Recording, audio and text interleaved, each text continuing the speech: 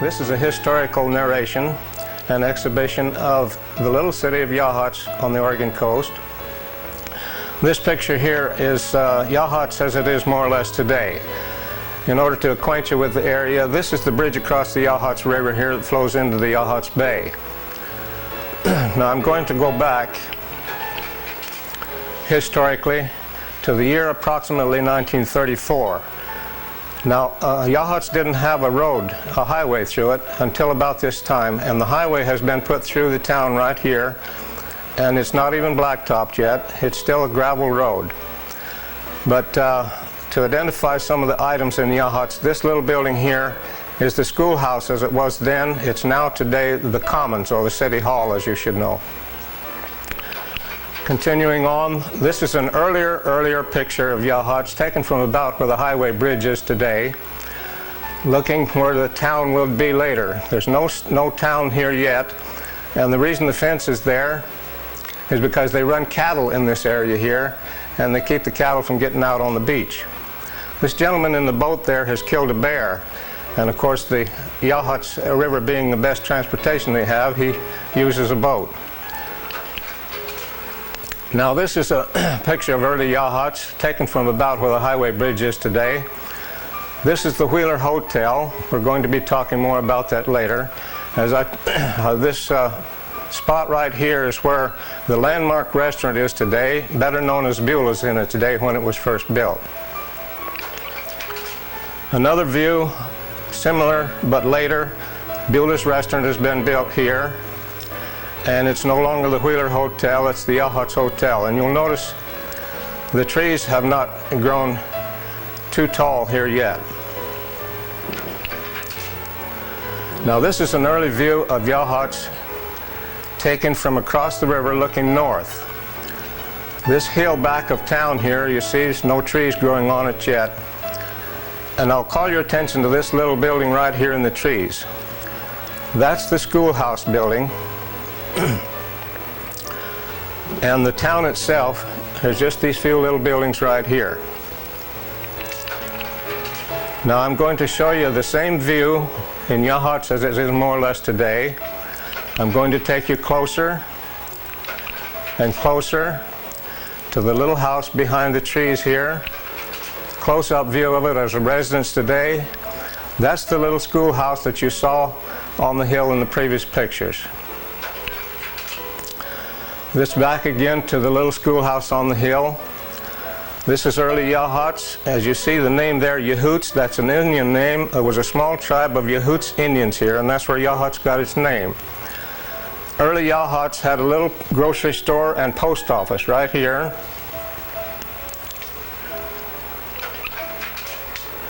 Another picture of it later on, and I want to show you, it says Ocean View Post Office and Store. That's this little building here.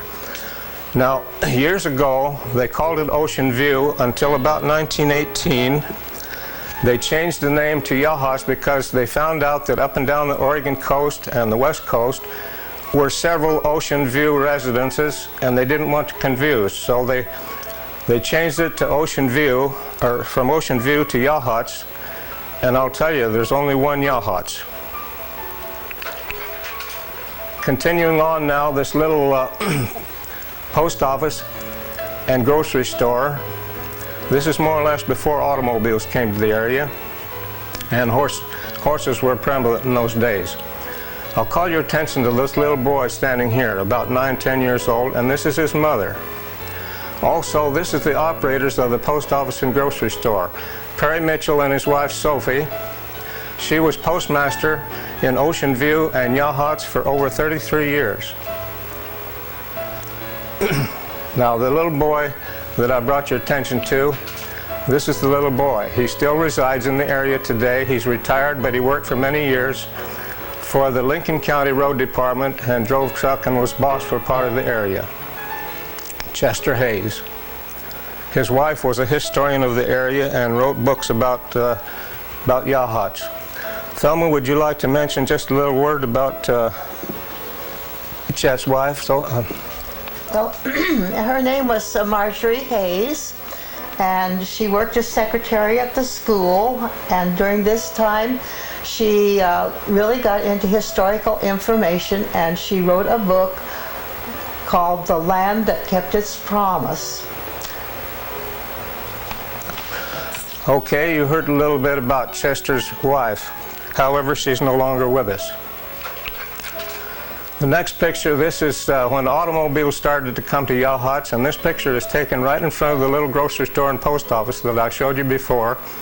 Of course, with automobiles, they had to improve the road. As you see, that's what the boys are doing with the horses there now. They're improving the road for automobile traffic. There's still no highway through Yachats. Now, this is the same view that you just saw before, taken from in front of that little grocery store. But this is the way it looks today. Now I'm going to go back and show you. This is the way it was, and this is the way it is. Now this is Perry Mitchell, the man that owned the little grocery store there, him and his wife, and eventually he came to the point where he had to have a vehicle, and he got this to haul freight from Walport on the beach for his store, and he occasionally carried the mail also. This is a little later, because he added on to the grocery store and expanded a little bit, and there's his vehicle, and this was Perry Mitchell's father there standing in front of the post office. As time went by, World War I came along, and I assume that this was during World War I because these boys here have army uniforms on in front of the store. I won't call your attention to it. It says Hotel Yachats. Now this is not the hotel. The hotel was next door. But this was the Yachats Grocery and Post Office. Talking about hotels, this was the hotel that was next door to the little grocery store. I'm going to show you some more pictures of this same building. That's as it is today on the Yachats River Road. Another view of it for looking towards the building. It's a residence today. And this is another view of the hotel in its heyday. It's been remodeled several times since it was used as a hotel. This is another view of it, and this is the Yachats River Road as it was in the early days. Now, as long as we're on hotels, a previous picture I showed you, a Yachats hotel. This is when it was in its busiest day. Service station next door, and a little post office in between. It wasn't much bigger than this screen here. And I'm going to have my wife tell you a little bit about the post office there at that time, because she worked there as a clerk.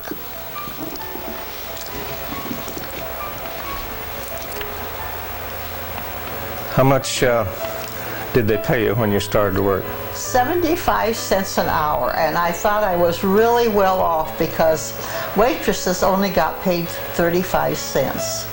And I worked there for a number of years. In fact, altogether I worked 25 years for the Postal Service.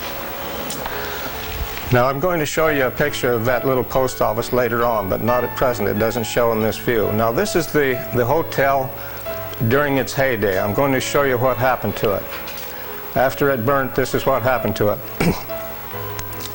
It never was a hotel before or after this. And this is what it made into after they remodeled. The foundation was all that's left, really, and this is what they built on the foundation, the Riverview Inn. But as time passed, times changed, and today this is the way it looks. It's a different restaurant. Now this is an aerial view of Yachats,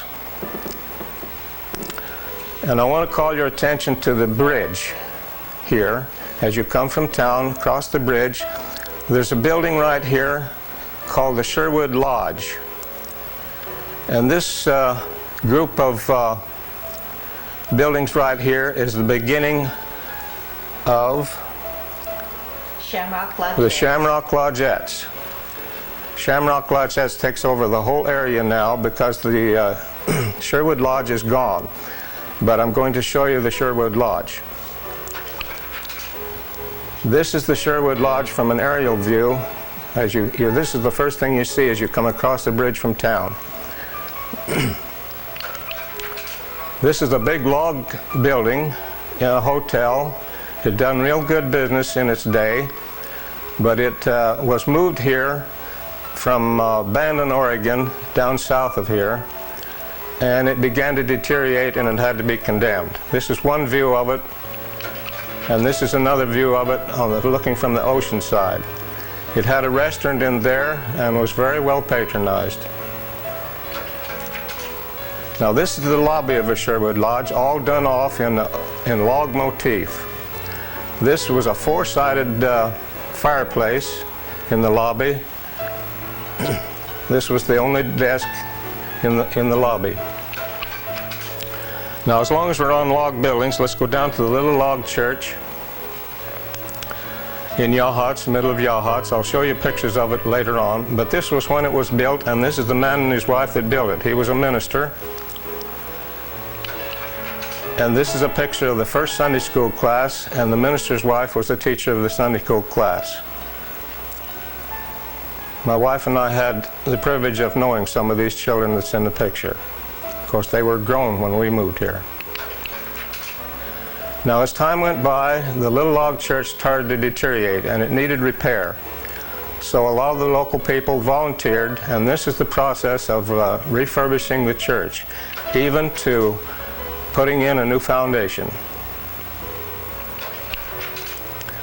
Now let's go back to the historical view of Yachats. The highway through here, this is where the schoolhouse was at that time, and it's the city hall and commons today. A park down here by the ocean. I'm going to blow this up for you a little bit. This is the hotel that I showed you that burnt. As you'll notice, there's no restaurant here yet. This building is still here. These buildings are gone. This is the schoolhouse as it was years ago, and no houses north of the schoolhouse. This is another blow up of that picture, and here's the little grocery store and post office that I showed you previously. Right here is where the city park is today, where the whale spouts intermittently. Now, people ask me if there's ever been improvements in Yachats. Yes, there has. Now, this is down on a little street in the middle of town. Here's the little log church here, the ladies' club here, and this is looking south on this street. Now, this is the way it looks more or less today, but this is the way it looked years ago before the improvements were made. And this is the starting of improvements. Also, this is the same street from the other direction. Here's the little log church and the ladies' club hall. But this is the way it looked when they were working on it. Yes, we do make improvements in Yachats as time goes by. Now, this is 3rd Street, looking from the ocean up towards the mountain there, and the Highway 101 goes along here. This is the post office here in its earlier days. It's been moved since then. Here's the little log church and the ladies' club hall there. Now I'll show you the way it was. There's the way it was before it was improved. Now going from the other direction, looking towards the ocean, this is Highway 101 here. This is more or less the way it is today, this little bakery. We're going to get to those scenes a little later in the show. But this is the way it looked years ago. This building here was made into the bakery later on. Now let's go down to 2nd Street. Highway 101 here, looking towards the ocean. This is Le Serre Restaurant, the grocery store, the fire hall. This is the way it is more or less today. But this is the way it looked before we started improvements. Le Serre Restaurant is built here today. We had to improve the water system when they improved the street. These buildings here have been torn down. This was Clinton's Court. I'm going to get into that a little later. And the grocery store was built here, and there's the firehouse. Now I'm going to take you north of Yachats a little ways to Walport at Yaquinajon Point. This is before you get down into Walport, but I'll explain to the reason why I've got this picture here. This is the Forest Service offices up there where the Federal Forest Service operates today. Highway 101 right here. Now this is more or less the way it looks today. But years ago, about the time of World War I, this is the way it looked there. This is when they first started the Forest Service establishment there. The reason I have this picture in here is I want to show you that there's a railroad. It goes right along here. You can't see it very plain, but it is a railroad. I'm going to go back and show you. The railroad went right through here.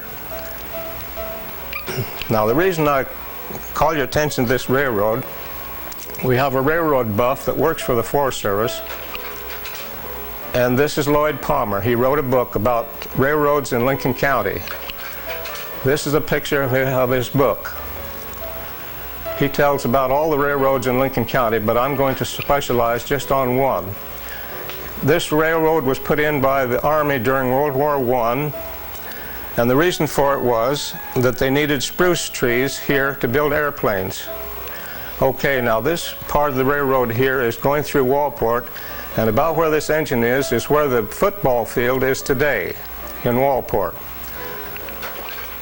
And of course they had to cross the Alsea River, and this is the trestle crossing the Alsea. The Army is building all this. It came across the Alsea and through town and ended up at Camp 1 about 2 miles north of Yachats. Now, this was to be the base of operations for taking out the spruce trees with the shops, water tank, and all. Camp 1 was also a store, a company store, where they took care of the men. So now, this was after World War I, but I'm going to explain to you the reason why. This is Camp 1, where a lot of the workers were in residence, and the families' houses over here. There's very little left at Camp 1 today, but there are a few residence houses out there where people live. None of this shows, though, today.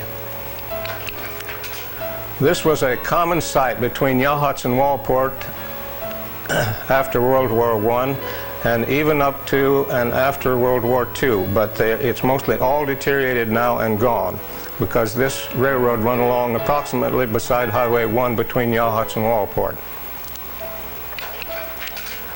Now, this gentleman was an enterprising man, because during World War I, as soon as the war ended, the Army moved out because the railroad was just about finished.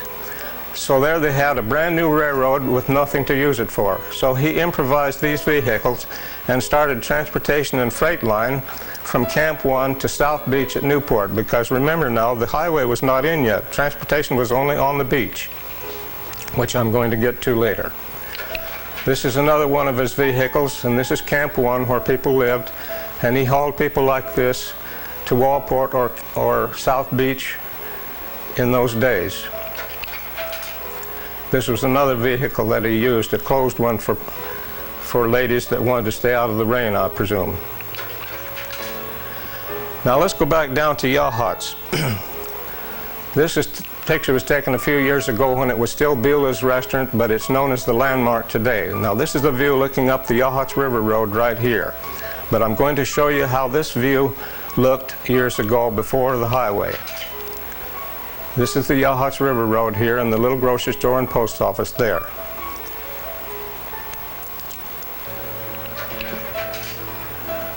Now, of course, as time progressed and we had accidents because of the logging in the back of Yachats here, we needed an ambulance. This is the first ambulance that Yachats had. It was an old Packard, and it was used to transport people with injuries to a hospital.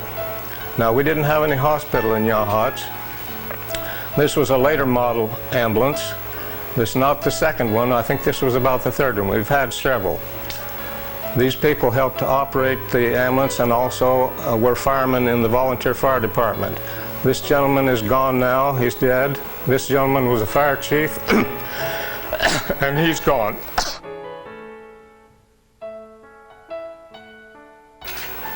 Now, talking about hospitals. No, we didn't have any hospital here, but this was a hospital in Walport at that time. It's a residence today, but it was a hospital in those days. This is one picture of it, and this is another picture. It's up on the hill back of the high school, and this is downtown Walport in here. Now, this is a view in Yachats looking south. The Highway 101 goes through town in a curve. I'm going to tell you a story about this, but also this little building right here was the post office where my wife started work. It's just a little cracker box beside the hotel. I'm going to tell you a story about what happened on this curve here and Beulah's Restaurant. This is a view of the restaurant as it is today, more or less, being out to, but the little building here with the red roof is the original Beulah's Restaurant. It was more or less nationally known in its day. This is an old-time view of it.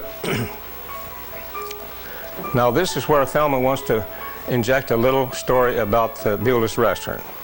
The owner and proprietor of this building's name was Beulah Swaggart. When we first came to town, she told us she was an old maid. She had been engaged, but her sweetheart died before they could get married, and she never found another man to equal him. She was red-haired, beautiful, and loved by all, especially the children.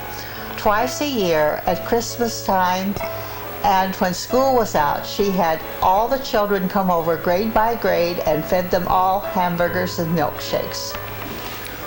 Okay, you've heard the story about Beulah and her restaurant. Now I'm going to tell you a little disastrous story about it. As you'll notice, this restaurant sits about 7 or 8 feet below the level of the highway. And I'll call your attention to this model of this car. This is not the car involved, but it's the same model. Yachats, Beulah's Restaurants on a quiet Saturday afternoon. And this is the way it looked on Sunday morning. Somebody's put up some covering there, and it was a disaster, so half the town turned out and helped put up covers over Beulah's Restaurant there. But what happened is, the automobile similar to the one you saw in front there, on Saturday night, evidently came through town at a little excessive speed, didn't make the curve. He left the highway and he hit this building about 2 feet above the sidewalk, went through the building. This is the way the kitchen looked after the disaster.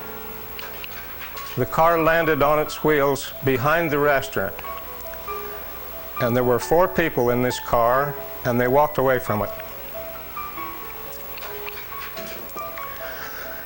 Now, transportation has not always been by automobile in Yachats. This is on the Yachats River Road, and this family is on their way up the river to the Grange Hall, about 6 miles up the river, because it's a dance that night. Now, transportation did come to Yachats by way of the beach, and as you can see, beach travel is a little hazardous because this car is mired down, and evidently he's having considerable trouble with the motor. This gentleman traveled the beach a great deal, and his name is Cy Cooper, and Thelma's going to tell you a little bit about Cy Cooper. Cy Cooper was one of the very first mail carriers in this area, and he carried mail between Yachats and Florence and served 45 families. This vehicle is a Model T Ford 1918. It had a jumbo transmission in it, and it had 13 gears forward and 8 in reverse. Cy said that when the tide was coming in, he needed all of those to keep from getting mired down in the ocean. Now, folklore has it that he started at Yachats in gear 1, and by the time he got to Florence, he was in gear 13. During the winter storms, Cy rode on the running board in case the vehicle slid over the bluff and down into the sea. And his was the first vehicle to travel this treacherous route. This picture was taken from the Oregonian years ago, and that's the story that was given at that time. Unfortunately, I never got to know the man, but he left his imprint on the Oregon coast. Now let's go up to Walport, and this is the highway from Walport to Corvallis. This was the only means of travel between Corvallis and Walport, and it's been improved a great deal today, but it comes along the LC River. also travel between Wallport and Corvallis, but by bus. And this was the bus. Hard rubber tires, top speed about 15 miles an hour. And I had the privilege of talking to a lady that used to ride this bus from Corvallis to Wallport and back, and she said it was an all-day trip. Now, travel by automobile along the coast in its early days, there was no bridges, so they had to have ferry boats like this to transfer the automobiles from one side to the other. Now, this is an aerial view of Wallport. This was after the highway was put through, but I'm going to show you what the travel was by automobile. They came in from Corvallis into here. Then if they wanted to go north on the coast, they had to take the ferry that was a slip right here in Old Town. The ferry came down through the channel here and to a spot about here on the North Spit. The cars went off of the ferry here and onto a tramway that I'll show you across the spit to the beach on the other side. It wasn't easy, but this is the tramway and the automobiles that traveled. It was a one-way deal, and if you met somebody, somebody had to back up. But there wasn't really enough travel to worry about that too much. Now, of course, that tramway is gone today, but for years this was the only evidence that there ever was a tramway there, and it's all gone now because this is all made into a housing development. That's the North Spit across the bay from Wallport.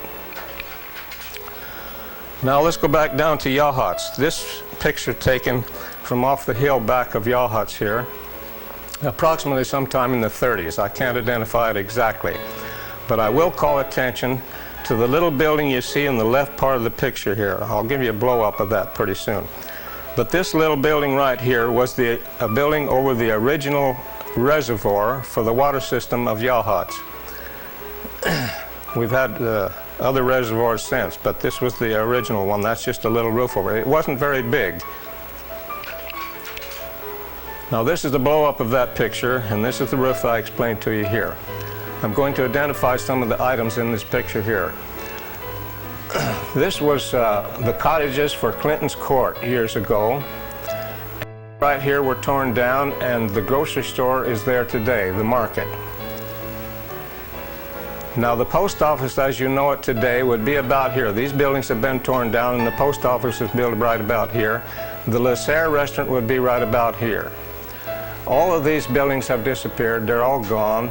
These buildings are all gone. Some of these buildings are still here today. Another blow up of the same picture.